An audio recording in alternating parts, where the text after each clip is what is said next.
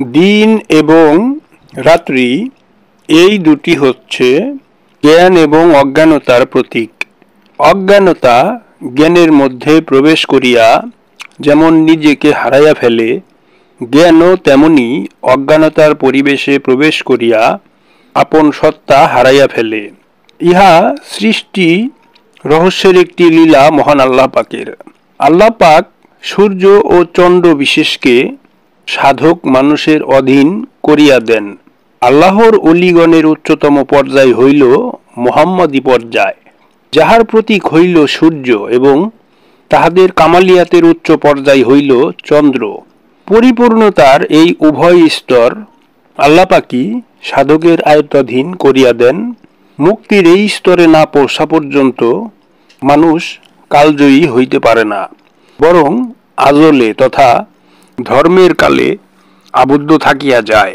এই আজল অর্জন করিবার কারণে জন্মচক্রের ভ্রমণ তাহার শেষ হয় না। আজল তথা ধর্মের কালকে জয় না করা পর্যন্ত মানুষের অনন্ত ভ্রমণের শেষ নাই। ধর্মের কালকে জয় করিবার জন্য সাহায্য সহযোগিতা আল্লাহ পাক ব্যতীত অন্য কেহই করিতে পারেন না।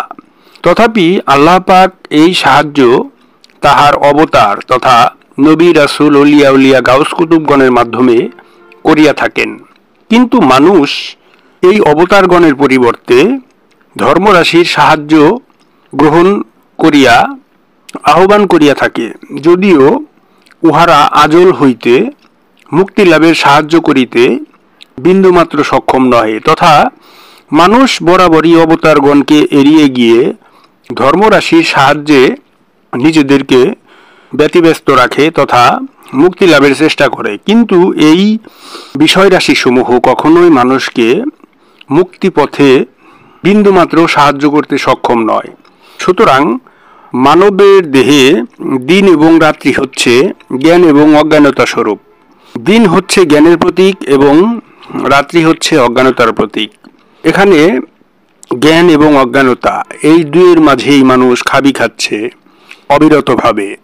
সুতরাং সম্যক গুরুর সালাত সাধনার মাধ্যমে তথা প্রভু প্রেরিত সেই অবতারগণের সাহায্য সহযোগিতার মাধ্যমেই কেবলমাত্র মানুষ অজ্ঞানতার বেড়াজাল হতে জ্ঞানের দেশে তথা প্রকৃত মুক্তির দেশে গমন করে স্থায়িত্ব পেতে পারে সেই চরম কাঙ্ক্ষিত লা মোকামে।